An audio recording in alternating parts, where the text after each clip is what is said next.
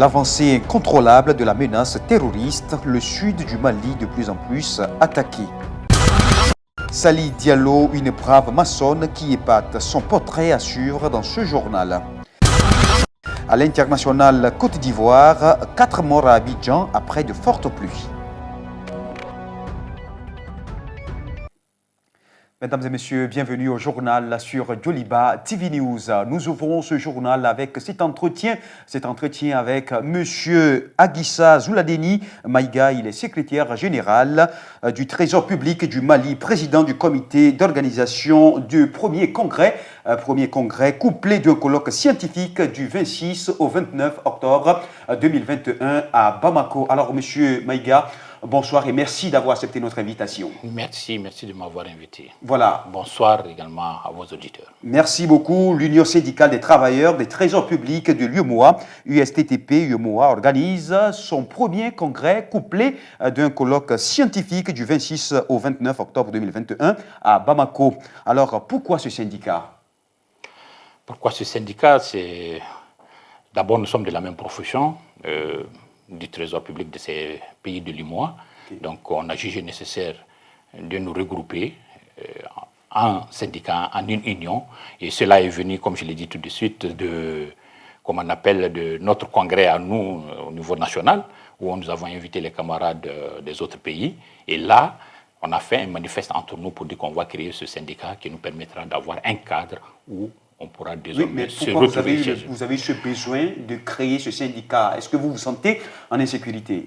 Ben oui, il y a ça là-dedans. Quand des syndicalistes se retrouvent quand même, oui, c'est tout ça qu'on a pris compte de tout cela. Mais ce n'est pas simplement ça aussi, c'est contribuer également au développement, contribuer efficacement au développement, n'est-ce pas, des trésors publics et également créer un cadre d'épanouissement pour les travailleurs. Donc c'est pour ça qu'on s'est dit qu'on se met ensemble au niveau sous-régional, ça pourra nous aider à avoir des expériences. Voilà, le Mali a l'honneur d'abriter ce premier congrès. Et effectivement, le Mali a l'honneur d'organiser ce premier congrès statutaire. Donc vous êtes le président d'organisation? Oui, je suis le président de la commission d'organisation. Le comité d'organisation, les camarades m'ont donné la présidence. Donc nous sommes sur l'organisation. Les camarades, ils ont commencé à venir, à atterrir à Bamako. Donc c'est l'occasion également, n'est-ce pas, parce que si vous avez vu, il faut des moyens pour le faire. C'est l'occasion pour, n'est-ce pas, remercier le ministère des Finances et de l'économie du Mali, ainsi que la direction du Trésor public, qui nous ont aidés, nous ont vraiment aidés afin que nous puissions faire venir les camarades pour organiser ce congrès. Alors ce premier congrès sera couplé d'un colloque scientifique. Voilà le thème du colloque porte sur le changement de paradigme financier au sein de l'UEMOA. Quelle contribution des syndicats des trésors publics? Quelles sont les raisons qui justifient le choix de ce thème?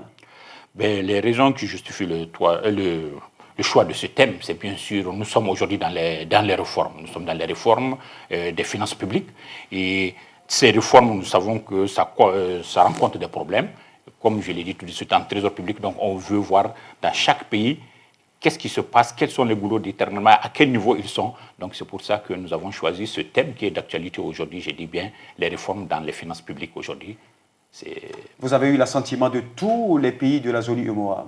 Oui, nous avons l'assentiment en tout cas de tous les pays UEMOA. Aujourd'hui même, nous avons, je crois que pour l'occasion, 7 pays se rendront ici, n'est-ce pas, pour ce congrès-là. Alors, qui sont les partenaires? Est-ce qu'il y en a?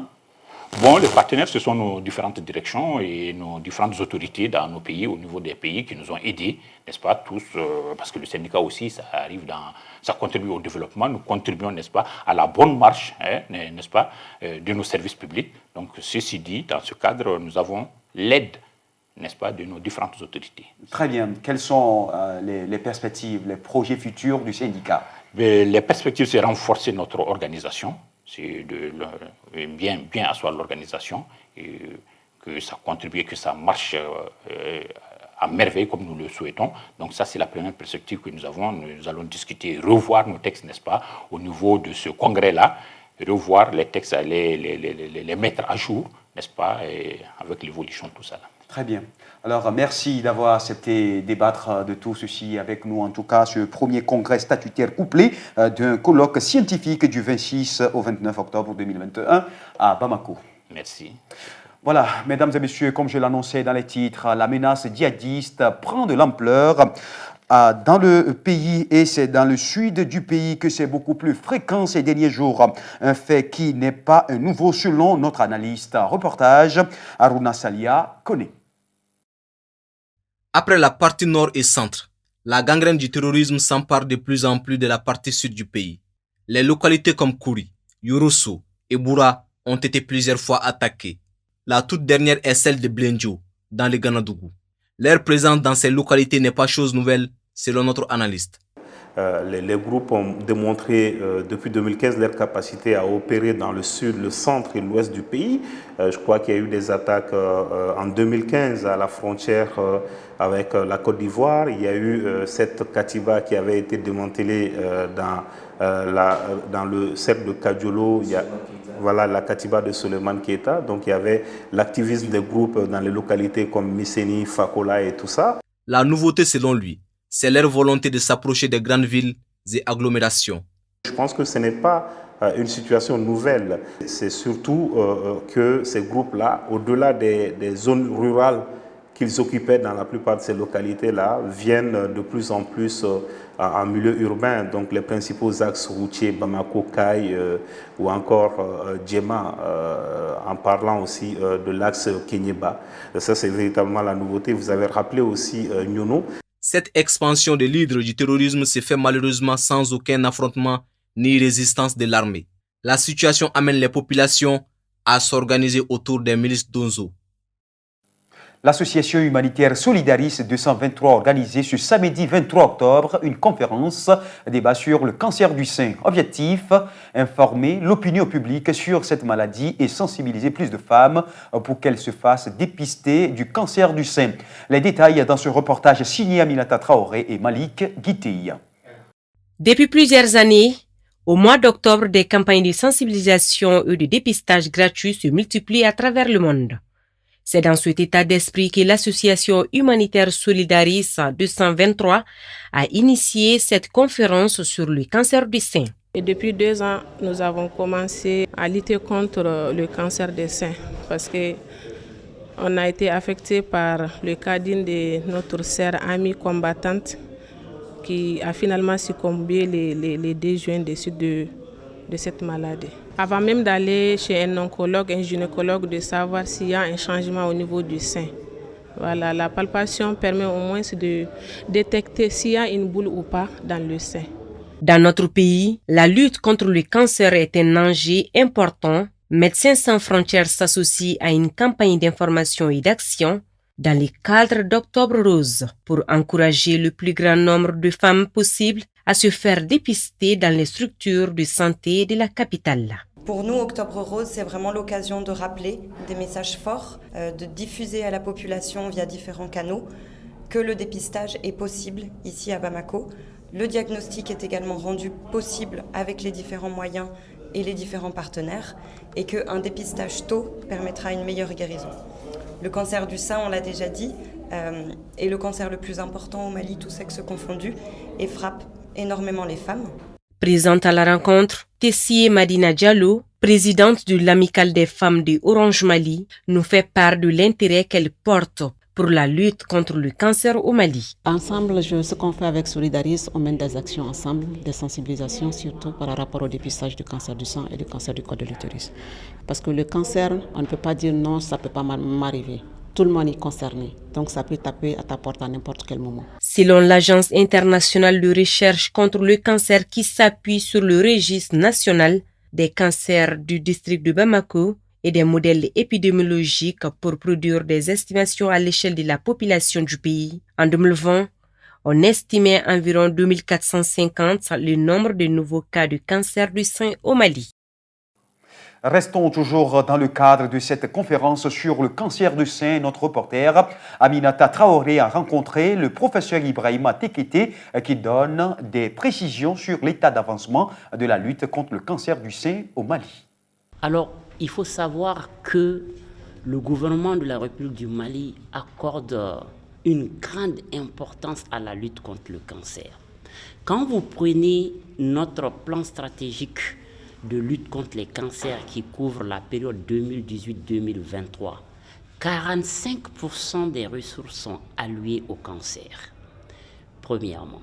Deuxièmement, le gouvernement, comme je vous ai dit, la santé, sa prise en charge est une approche multidisciplinaire et multisectorielle. Le gouvernement compte sur chacun des citoyens et sur chaque partenaire. Et je suis très très heureux aujourd'hui de vous parler d'au moins 3 partenaires qui sont essentiels dans la lutte contre le cancer au Mali.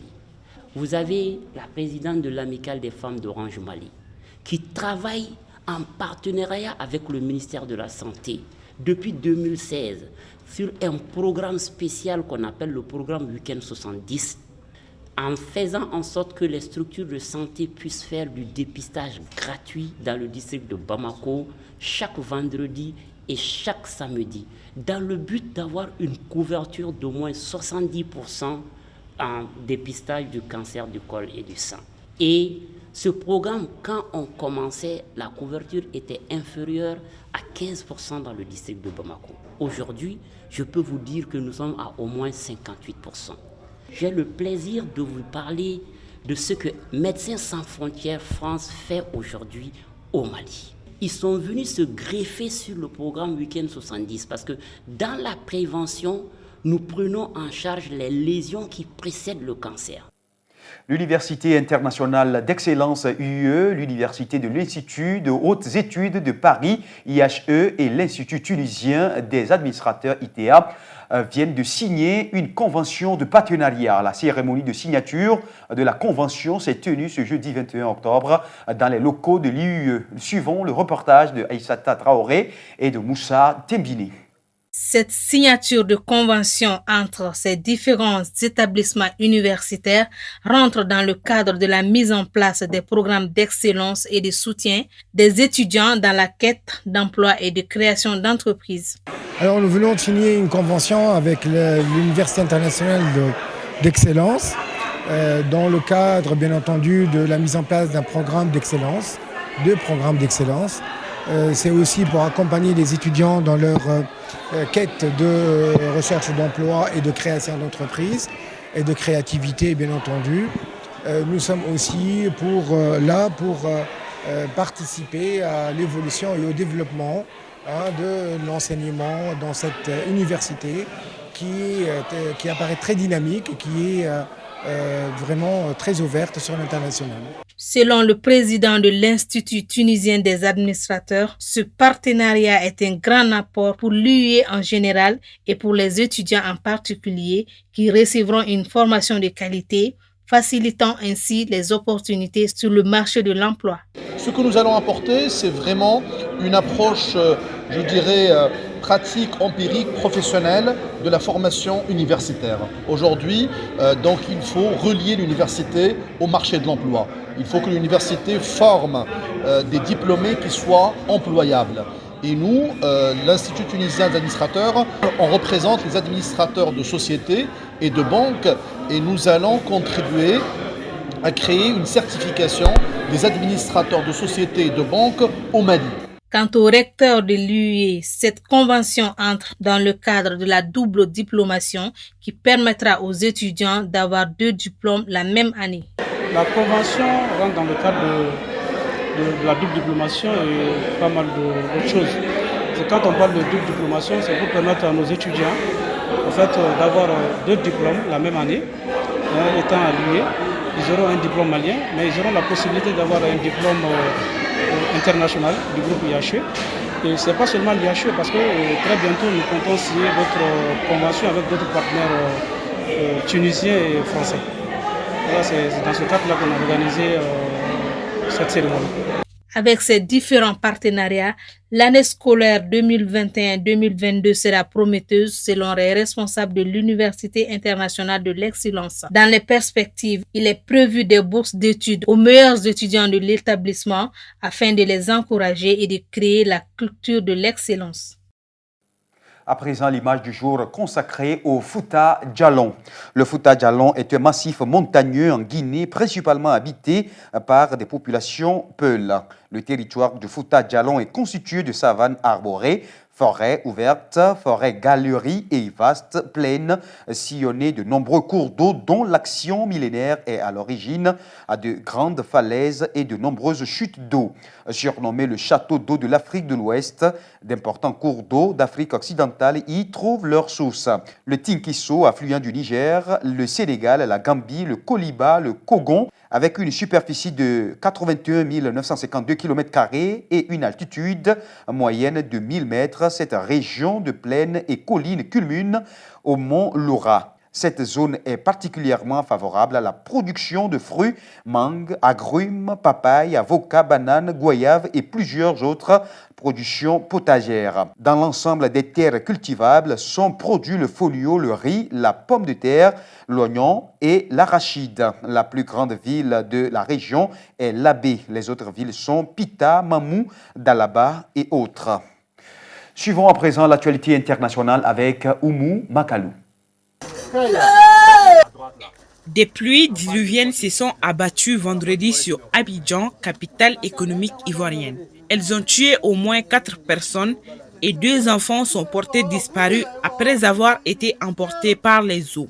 Nous avons enregistré 8 victimes, dont 4 morts et 4 blessés à Mossikro, quartier pauvre de Yopungo, la plus grande commune d'Abidjan, selon un porte-parole du groupement de sapeurs-pompiers militaires de la capitale économique. Toujours à Yopungo, 2 enfants ont été emportés par les eaux dans le quartier Ananere.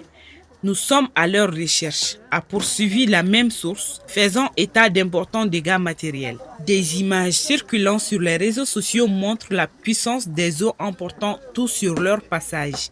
Les victimes de ces intempéries sont essentiellement des habitants de zones pauvres en infrastructures et adossés à des collines devenant instables en cas de forte pluie. La saison des pluies commence en mai et dure habituellement jusqu'à fin juin à Abidjan, qui connaît un climat sub-équatorial. Mais en raison du changement climatique, des pluies inattendues tombent encore. Les pluies diluviennes provoquent régulièrement des pertes humaines à Abidjan, métropole de 5 millions d'habitants en croissance continue, dont les infrastructures sont insuffisantes. En 2017, elle avait coûté la vie à au moins 15 personnes et fait de nombreux blessés. En 2016, 16 personnes avaient été tuées, 39 en 2014. Je pousse la porte, elle n'a pas ouvert. Ah, je suis obligé de crier, taper la porte par porte. Sortez, ici, tout est l'eau. Ma fille est dedans, elle m'appelle, papa. Je suis venu, et elle est pris comme ça, soulevé, puis mettre dehors.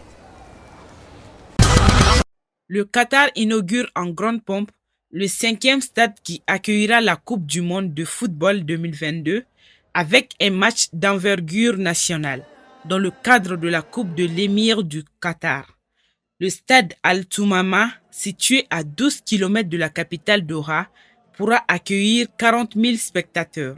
Son architecture est inspirée de la Gafia, couvre-chef traditionnel dans les pays du Golfe.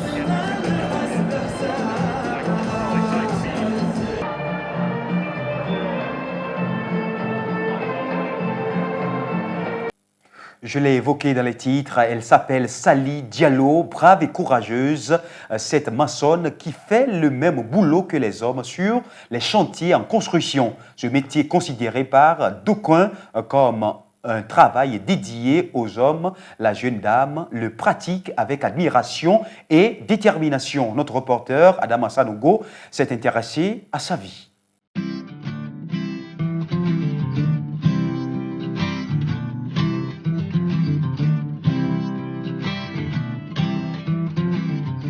Nous sommes à Sébenukoro, situé en commune 4 du district de Bamako. Sur ce chantier à 4 étages, Sali Diallo est la seule femme qui évolue avec une dizaine d'hommes. Dès le matin, à son arrivée, la maçonne coordonne le crépissage des murs avec les aides maçons qui l'épaulent. Sali a opté pour ce choix, le métier de son rêve. Les débuts, frère, on a tué.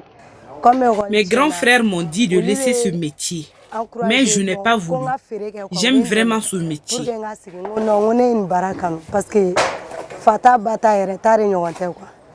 awɔ I bɛ waso ni yɛrɛ ta de o de ɲɔgɔn tɛ o de kama ne donna nin na.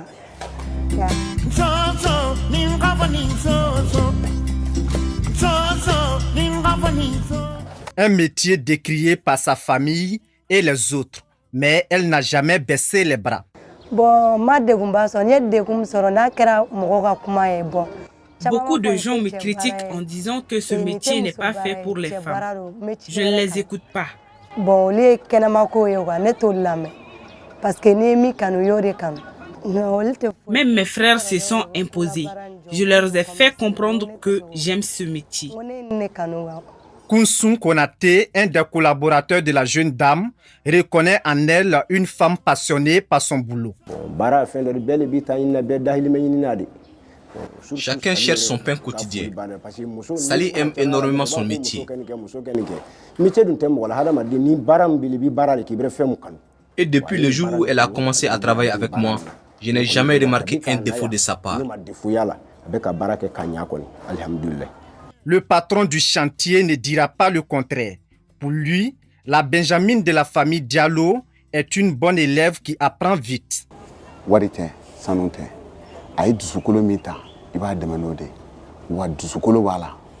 Sali Diallo est une battante. Elle a un cœur de persévérer dans tout ce qu'elle fait. C'est pourquoi je l'aide.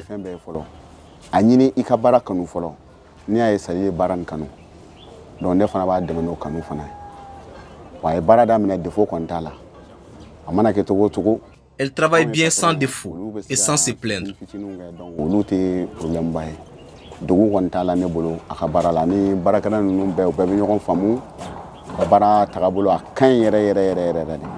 Sali Diallo est devenue une maçonne confirmée après 3 mois de formation en aide-maçon. Elle travaille en parfaite collaboration avec ses patrons.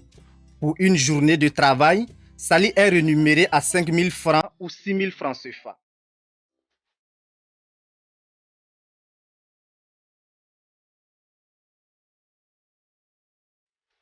Bon, j'ai fait des entreprises dans lesquelles on me payait 5 000 francs par jour et d'autres c'est 6 000 francs par jour. La maçonne a abandonné les études en 8e année suite au décès de son père en 2013. Elle avoue que ce métier lui a permis d'être indépendante. Je suis indépendante aujourd'hui grâce à ce métier. Je n'ai plus besoin de quémander. Toutefois, cette battante reconnaît que ce métier de maçonnerie épuise très vite le physique. Elle n'espère pas y rester pour l'éternité.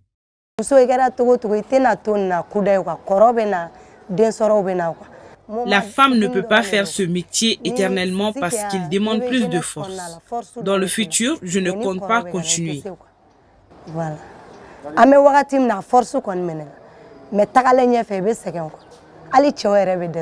La valeur d'une femme, c'est aussi le travail. Une femme épanouie, c'est celle-là qui est indépendante. Sali Diallo invite donc ses sœurs à entreprendre un métier, peu importe sa nature.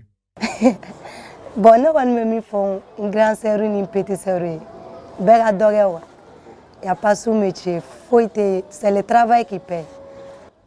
J'invite mes sœurs à entreprendre et ne serait-ce qu'un métier, que ce soit le commerce ou autre. N'i bɛ dɔ k'i yɛrɛ o bɛ dɔ fana fara miliyari ne kan sigi tɛ mɔgɔ sɔn o bɛɛ ka dɔ kɛ hali foyer kɔnɔna bɛɛ ka dɔ kɛ a kɛra baara sugu o sugu commerce b'o la fɛn caman b'o la quoi. Sali est un exemple de courage. Elle vit pour sa passion et ses rêves. Elle a compris que le travail libère son homme. Oui, elle est épanouie et s'estime heureuse. Que son exemple puisse inspirer d'autres.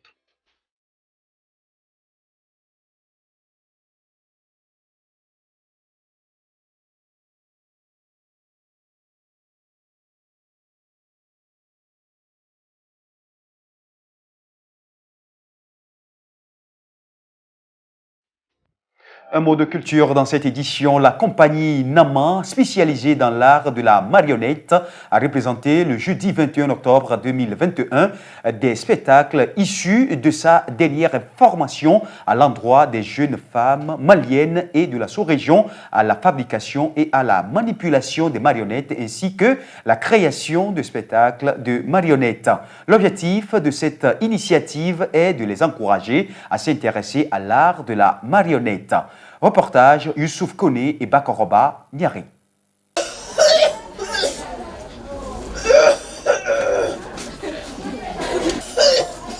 La vieille, voilà le chef qui est touché. Comme je te l'avais dit, il est souffrant depuis 3 mois.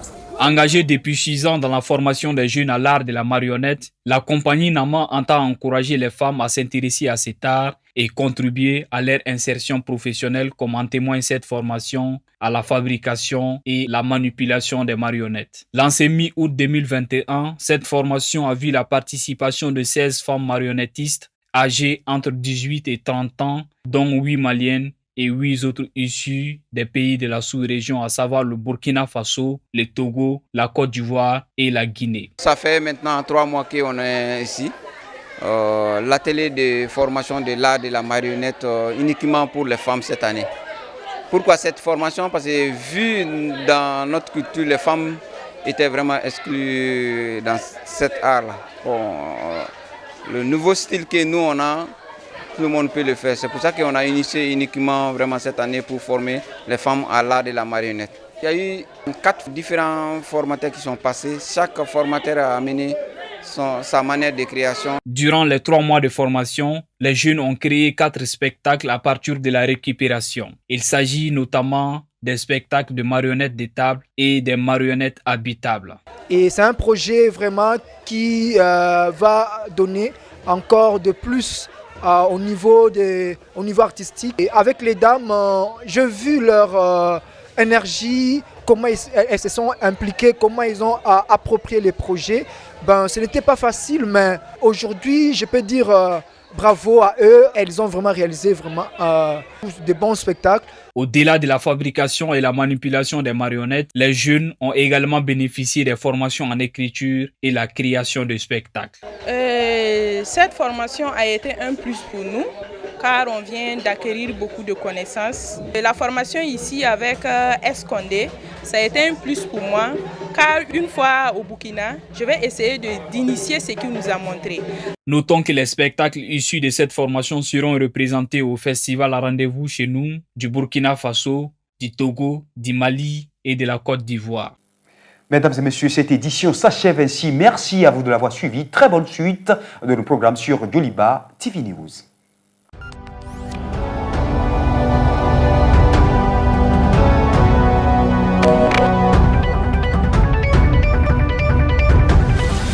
Joliba Evening News.